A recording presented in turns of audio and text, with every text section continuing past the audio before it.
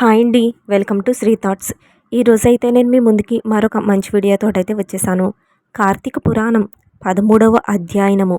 ఓ జనక చక్రవర్తి, కార్తీక మాసంలో ఇంకను విధిగా చేయవలసిన ధర్మములు చాలా ఉన్నాయి. వాటిని వివరిస్తాను. సావుధానుడివై ఆలకింపుము. కార్తీక మాసంలో నదీ స్నానం ముఖ్యము. దానికంటే ఒక పేద బ్రాహ్మణుని కుమారునకు ఉపనయనము చేయుంచుట ముఖ్యము.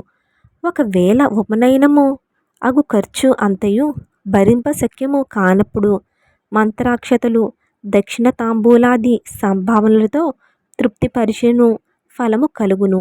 ఈ విధముగా ఒక పేద బ్రాహ్మణుడి బాలునికి ఉపనయము చేసిన ఎడల ఎంతటి మహాపాపము చేసియున్నను ఆ పాపములన్నీయు పోవును. ఎన్ని నూతులు తటాకములు త్రవ్వించినను పై చెప్పినట్లుగా ఒక బ్రాహ్మణుడి బాలునికి ఉపనయనము చేసినందువలన వచ్చు ఫలమునకు సరితూగవు. అంతకన్నా ముఖ్యమైనది కన్యాదానము. కార్తీక మాసమందు భక్తి శ్రద్ధలతో కన్యాదానము చేసిన ఎడల తాను తరించుటయే కాక తన పితృదేవతలు కూడా తరింప చేసినవాడు అగును. ఇందొక ఇతిహాసము కలదు, చెప్పేదను శ్రద్ధగా ఆలకింపుము. ద్వాపర యుగములో వంగదేశములో గొప్ప పరాక్రమవంతుడు సూర్యుడు అయిన సువీరుడను ఒక రాజు ఉండేవాడు. అతనికి రూపవతియగు భార్య కలదు. ఒకసారి సువీరుడు శత్రురాజులచే ఓడింపబడిన వాడయి భార్యతో అరణ్యమునకు పారిపోయి ధనహీనుడై నర్మదా నది తీరమందొక పర్ణశాల నిర్మించుకొని కందమూల ఫలములను భక్షించుచు కాలమును గడుపుస్తూ ఉండెను. కొన్ని రోజులకతను భార్య ఒక బాలికను కనెను.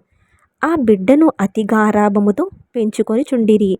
క్షత్రియ వంశమందు జన్మించిన ఆ బాలికను ఆహారాది సదుపాయాలు సరిగ్గా లేకపోయినప్పటికీ శుక్లపక్ష చంద్రుని వలె దినదినాభివృద్ధి నొందుచు అతి గారాభముతో పెరుగుచుండెను. ఆమె చూచువారలకు కనుల పండుగ, ముద్దులొలుకు మాటలతో చాలా ముచ్చటగా ఉండేది. దినములు గడిచిన కొలది బాలికకు నిండు యవ్వన దశ వచ్చెను. ఒక దినము వనప్రస్థుని కుమారుడు బాలికను గాంచి ఆమె అందచందాలకు పరవశుడై ఆ బాలికను తనకిచ్చి పెండ్లి చేయమని ఆ రాజును కోరెను. అందుకలా రాజు, ఓ మునిపుత్ర, ప్రస్తుతము నేను కడు బీదస్థితిలో ఉన్నాను. అష్టదరిద్రములు అనుభవిస్తున్నాను. మా కష్టములు తొలగిపోవుటకు గాను నాకు కొంత ధనమిచ్చిన ఎడల నా కుమార్తెనిచ్చి పెండ్లి చేతునునని చెప్పగా తన చేతిలో రాగి పైసానైనను లేకపోవటచే బాలికపైనున్న మక్కువతో ఆ మునికుమారుడు నర్మదా తీరమున కుబేరుని గూర్చి ఘోర తపస్సు ఆచరించి కుబేరుని మెప్పించి ధనపాత్ర సంపాదించెను. రాజు ఆ పాత్రను పుచ్చుకొని సంతోషించి తన కుమార్తెను మునికుమారునికిచ్చి పెండ్లి చేసి నూతన దంపతులిద్దరిని అత్తవారింటికి పంపెను. అటులా మునికుమారుడు భార్యను వెంటబెట్టుకొని వెళ్ళి తల్లిదండ్రులకు నమస్కరించి అంతా వివరముగా జరిగిన వృత్తాంతములు చెప్పి భార్యతో సుఖం అనుభవించుచూ ఉండెను. సువీరుడు మునికుమారుడిచ్చిన ధనపాత్రను తీసుకొని స్వేచ్ఛగా ఖర్చుపెట్టుకుంటూ భార్యతో సుఖముగా ఉండెను. అటుల కొంతకాలము జరిగిన తర్వాత ఆ రాజు భార్యామణి మరొక బాలికను కనెను.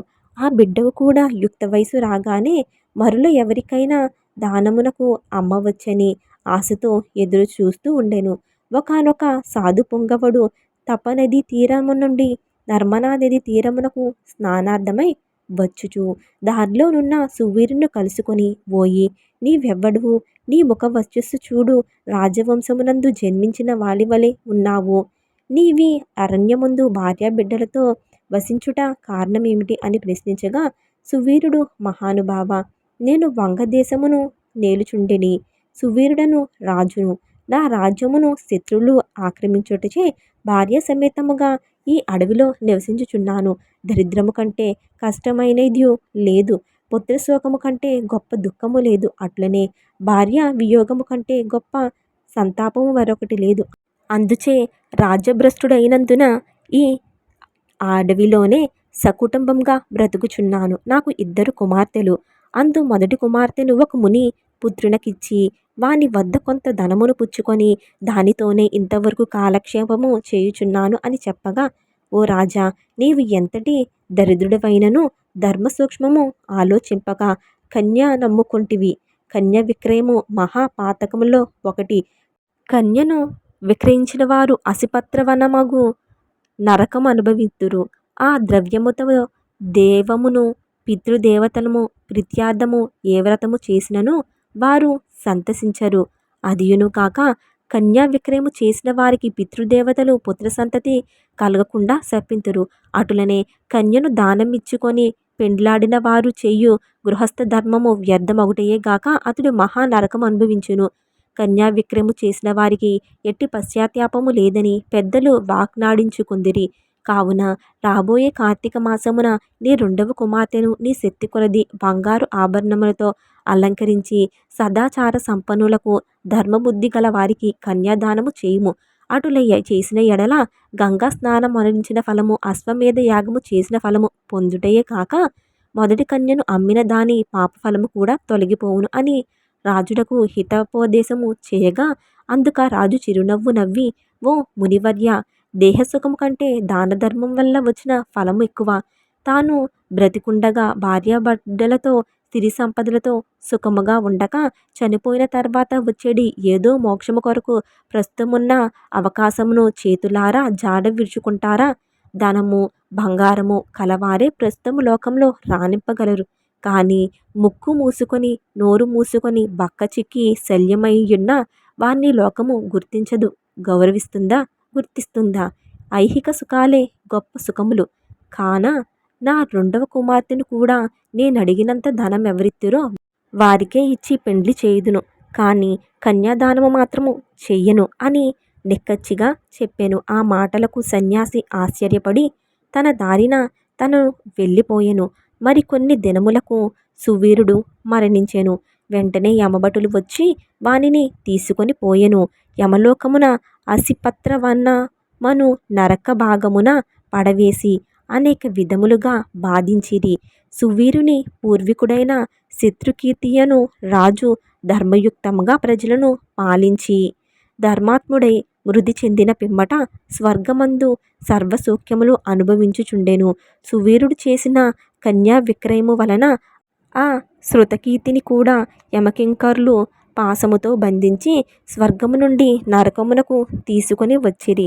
అంతటా శృతకీర్తి, నేను ఎప్పుడూ కూడాను ఇతరులకు ఉపకారము చేసి దాన ధర్మములు యజ్ఞ యాగాదులను చేసియున్నాను. నాకిలా దుర్గతి ఎలా ఏర్పడినని మనసునందు అనుకొని నిండు సభలో ఉన్న యమధర్మరాజు దగ్గరకు వెళ్ళి నమస్కరించి, ప్రభు, నీవు సర్వజ్ఞుడవు, ధర్మమూర్తివి, బుద్ధిశాలివి, ప్రాణికోటినంతను సమంగా జూచువాడివి.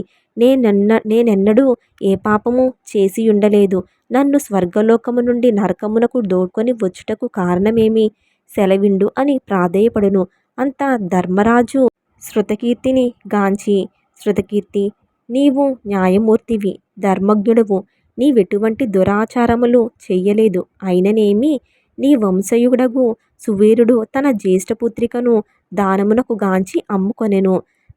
కన్యా నమ్ముకునే వారి పూర్వీకులు ఇటు 3 తరములు అటు 3 తరములున్నవారు వారెంతటి పుణ్యపురుషులైనను నరకము అనుభవించుటయే కాక నీచ జన్మలెత్తవలసి ఉంటుంది.